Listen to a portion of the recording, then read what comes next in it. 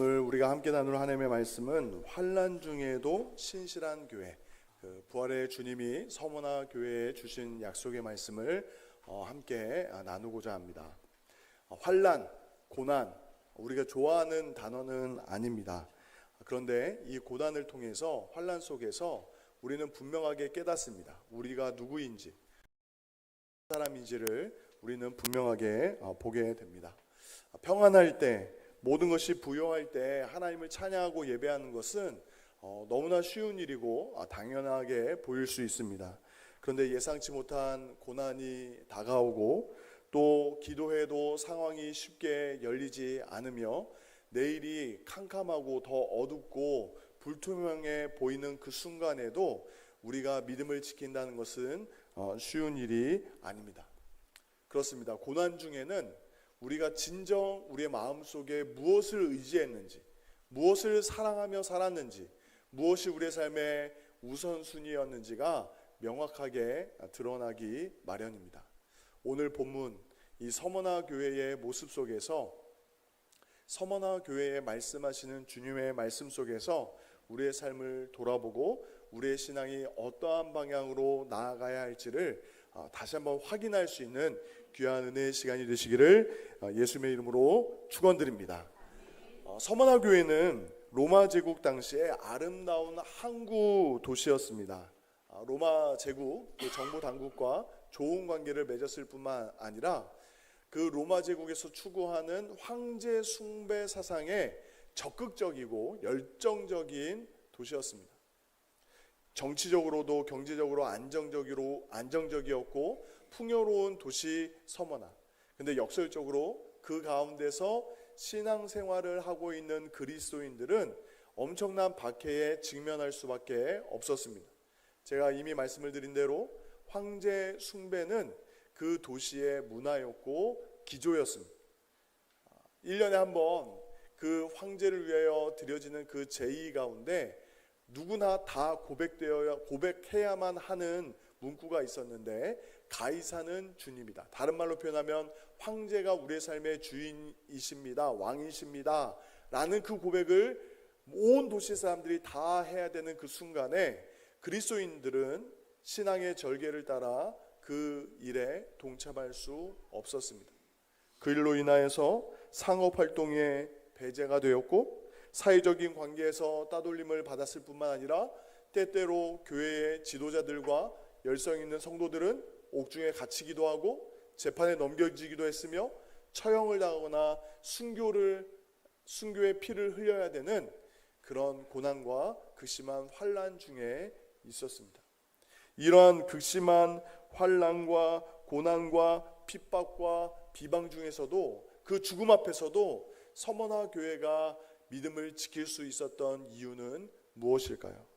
2장 9절 말씀에 그 답이 있습니다. 2장 9절 상반절에 보면 내가 내 환난과 궁핍을 알거니와. 부활의 주님은 주의 몸된 교회와 영원히 함께 계시는 줄 믿으시기 바랍니다. 7 금초대로 비유되는 그 주의 몸된 교회에 부활의 주님이 거닐고 계세요. 살피시고 돌보시고 우리와 영원히 함께 하시는 줄 믿습니다. 서머나 교회가 그 환난 중에서도 그 비방과 고난과 정말 옥고를 치르고 심지어는 순교의 피를 흘리는 그 순간에도 믿음을 지킬 수 있었던 것은 그 모든 고난 속에서도 그 억울함 속에서도 박해 속에서도 견딜 수 있었던 것은 주님이 아시기에, 주님이 함께 하시기에 믿음을 지킬 수 있었습니다.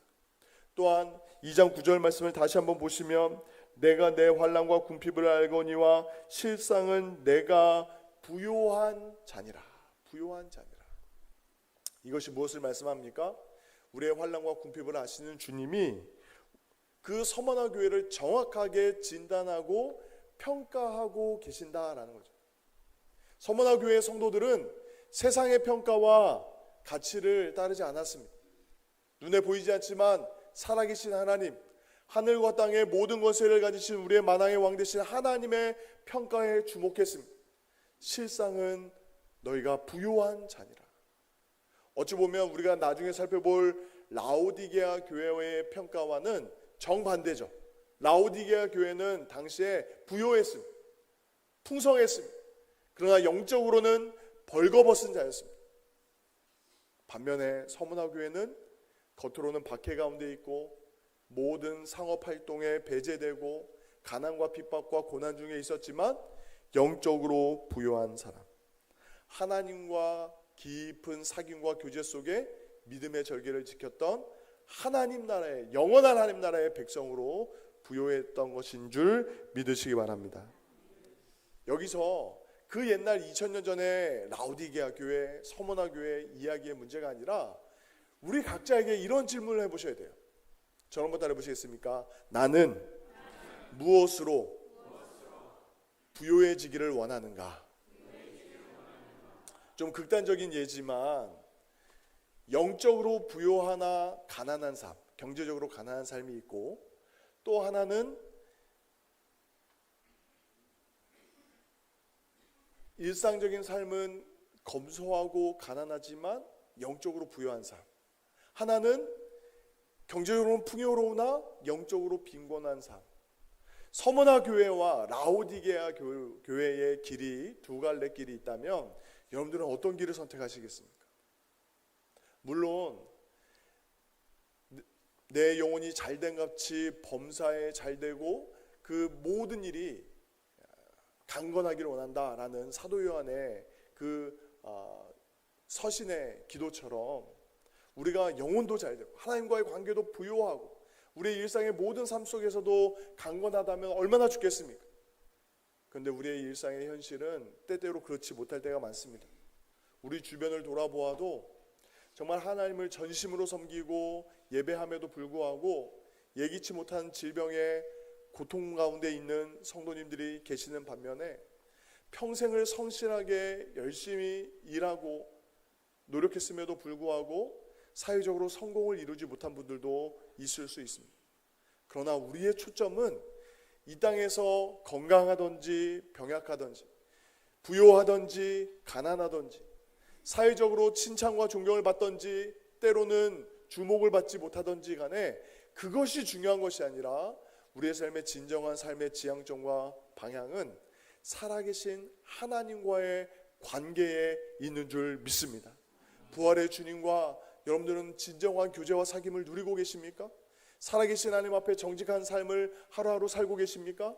그것으로 진정한 참된 만족과 평안과 기쁨과 감사를 고백할 수 있는 저와 여러분이 되시기를 예수님의 이름으로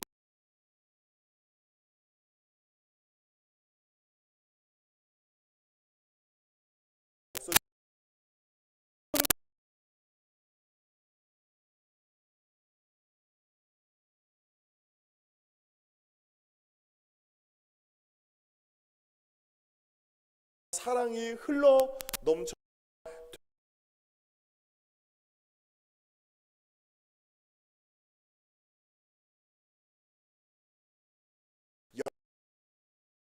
것을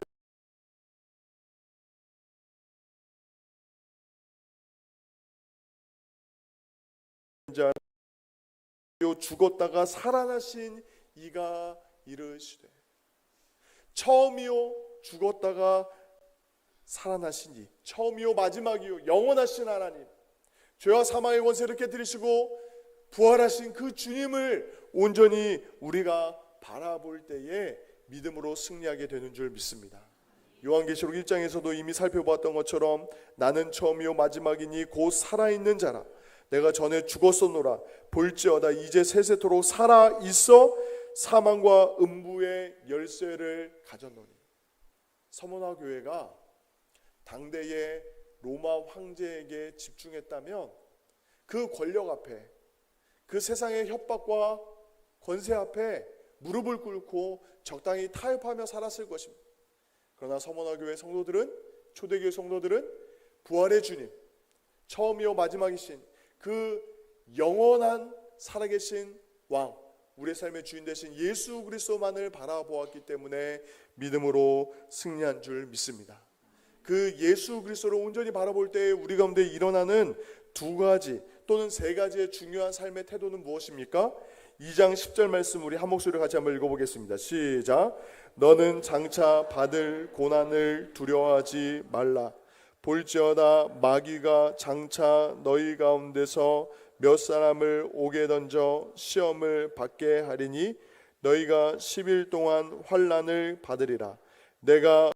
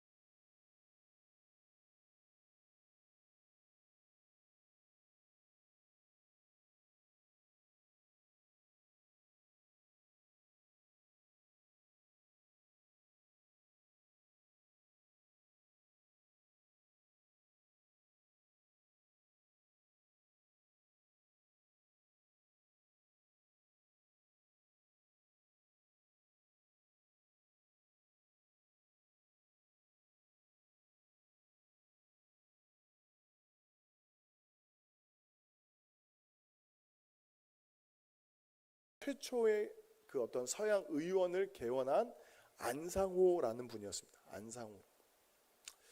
지금은 이제 설교 시간이기 때문에 역사 시간이 아니기 때문에 제가 그 이야기를 하고 싶은 것이 아니라 이 안상호라는 인물을 파면 팔수록 사람들이 깨닫게 되는 것은 이분은 정말 똑똑한 분이었다라는 것은 공감하지만 당시에 시류에 편성해서 민족을 위한 길보다는 자신의 안녕과 또 일본 제국에 순응하면서 살았던 분이었다라는 결론을 갖게 됩니다.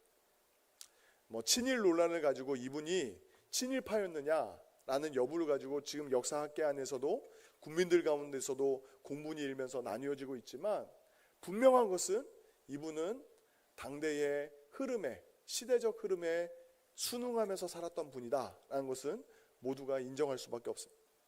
그런데 제가 주목하고 싶었던 것은 이분이 아니에요. 이 안상호라는 분과 대비되는 한 분이 있는데 이 안상호라는 사람보다 3년 전에 먼저 국비 유학생으로 일본에 갔다가 돌아왔던 김익남이라는 의사였습니다.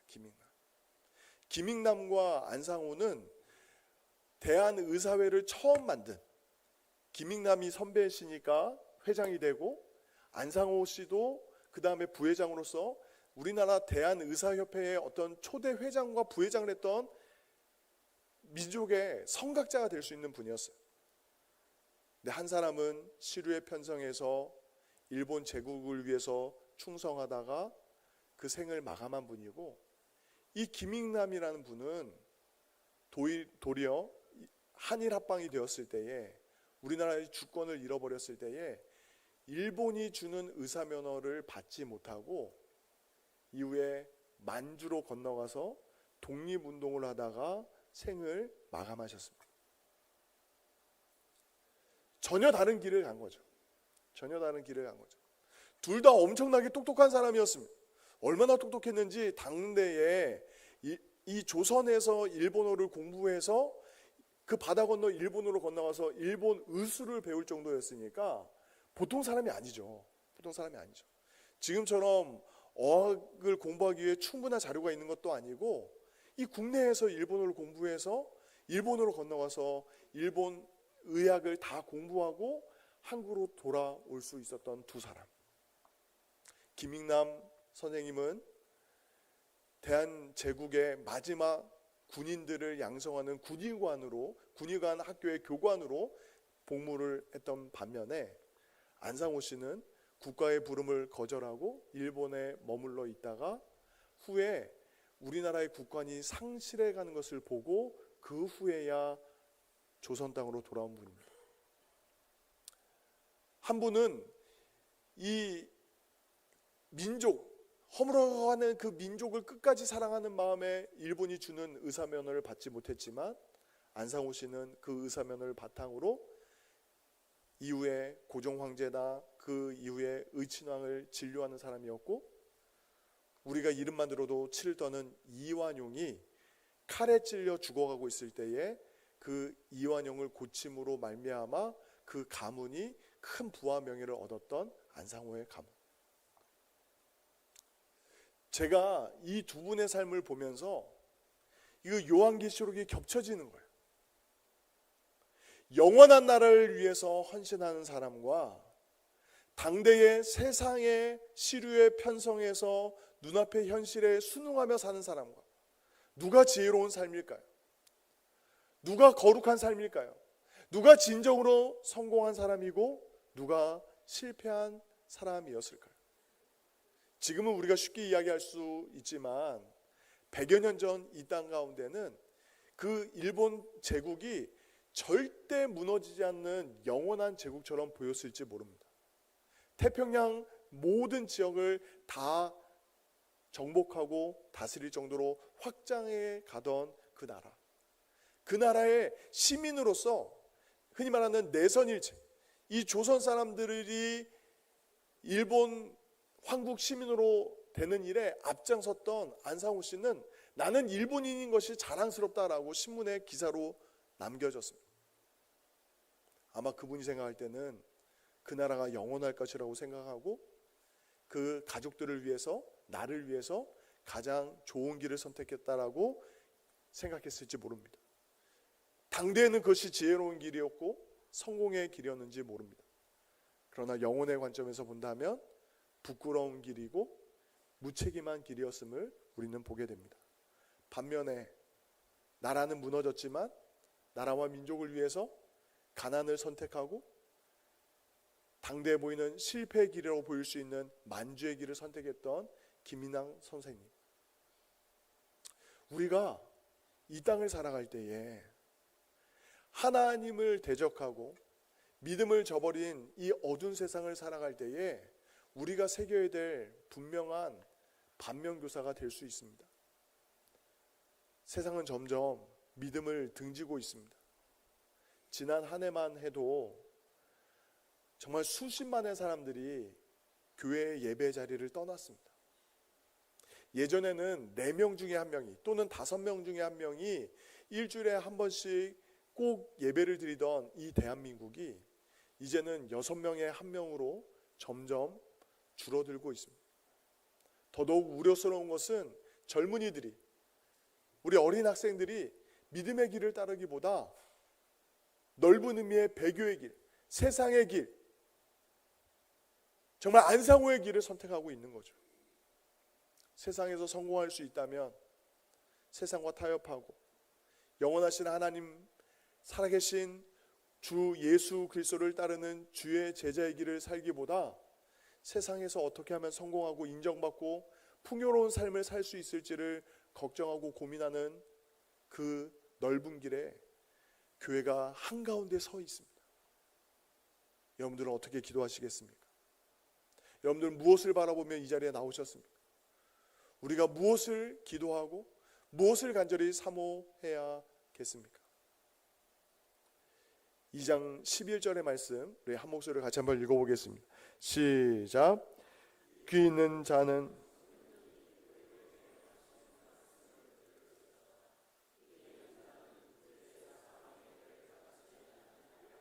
아멘. 이기는 자는 둘째 사망의 해를 받지 아니하리라. 지난 금요기도회 때 강사로 오셨던 목사님도 말씀하셨지만 정말 가면 갈수록 천국과 지옥에 대한 설교를 교회 강단에서 듣기 참 어렵습니다. 우리가 천국만 이야기해도, 하나님께서 우리에게 주신 축복만 이야기해도 부족할 시간에 왜 굳이 지옥을 이야기하는가? 지옥, 형벌, 하나님의 심판, 이런 내용들은 점점 사라져가고 있습니다. 그러나 우리는 분명히 기억해야 됩니다. 우리가 살아가고 있는, 눈으로 보고 경험하고 있는 이 세상은 결코 영원하지 않습니다. 이 세상에서의 평가와 누리고 있는 우리의 모든 풍요도 영원하지 않습니다. 우리는 산자와 죽은 자를 심판하실 부활의 주님 앞에 우리 모두가 다 서게 될 것입니다. 그때에 우리가 믿음을 따라 살았는지 아니면 세상의 길을 따라 살았는지 분명한 평가를 받게 될 것입니다. 당대에는 성공한 것 같고 모든 것이 남부러워할 만한 삶을 살았을지라도 예수 없이 살아간 인생은 둘째 사망을 피할 수밖에 없습니다. 그 둘째 사망은 무엇입니까? 우리가 흔히 이야기하는 지옥, 영원한 형벌, 끝없이 죽음과 고통 가운데 머무는 그곳. 인생의 결국은 지금 평가받는 것이 아닙니다. 정말 우리가 주 예수 그리스도만을 바라보며 온전히 충성하며 살아갔을 때에 우리에게 남겨진 것은 우리 주님과 주님이 약속하신 생명의 면류관일 줄 믿습니다. 이기는 자는 생명의 관을 내게 주리라. 우리에게 영원한 생명 약속하신 주 예수님만을 바라보며 믿음의 길을 걸어갈 수 있는 저와 여러분이 되시기를 예수님의 이름으로 축원드립니다. 이 서머나 교회와 관련해서 이 서머나 교회의 감독이었던 수십 년 뒤에 이 폴리갑이라는 분의 순교 이야기를 우리가 한 번쯤은 다 들어보셨을 것입니다. 우리 예수님이 예언하신 대로, 말씀하신 대로 이 서머나 교회 가운데는 극심한 박해가 있었습니다. 그 극심한 박해 한가운데 목회자였던 폴리갑이라는 분이 이 회유를 받는 거예요. 너가 예수님을 부인하면 살려주겠다. 그러나 예수님을 끝까지 고백한다면 너를 불태워서 죽이겠다. 라고 이제 회유를 하는 거예요. 그때 폴리갑이 이 무엇이라고 고백했습니까? 당시 서머나 교회 감독이었던 폴리갑은 이렇게 고백했습니다. 주님은 내 80여 년간의 삶 속에서 나를 한 번도 부인하신 적이 없는데 내가 어떻게 주님을 부인할 수 있겠습니까? 라고 고백하면서 그 화형대에 묶인 채로 그 몸이 불살라지면서 생을 마감했습니다. 우리의 삶이 100여 년 전 그 격동의 시대에 정말 안상호냐 김익남이냐처럼 정말 삶의 생을 거는 결정을 요구받지는 않습니다. 어찌 보면 모든 것이 자유롭고 모든 것이 보장되어 있고 우리가 자유롭게 예배할 수도 있고 때로는 예배에 소홀할 수도 있는 그러한 모든 것이 다 보장되어 있는 풍족한 세상을 우리가 살아가고 있습니다. 이럴 때일수록 우리의 귀를 일깨워야 됩니다. 귀 있는 자는 성령이 교회들에게 우리에게 하시는 말씀을 들어야 될 줄 믿습니다. 우리의 시선이 눈앞의 현실과 상황에 어떻게 하면 순응할 수 있을까? 어떻게 하면 이 세상 속에서 살아남을 수 있을까? 이 현실에 고정되어 있는 삶이 아니라 눈에 보이지 않지만 우리의 영원한 삶의 주인 되시며 역사의 주관자 되신 우리 주님을 바라보며 세상이 제공하고 제한하고 유혹하는 넓은 길이 아니라 때로는 좁게 보이고 거칠게 보이는 그 십자가의 길, 예수 그리스도만을 따르며 그 생명의 말씀에 순종하며 살아가는 길, 그 길을 걸어갈 수 있는 저와 여러분이 되시기를 예수님의 이름으로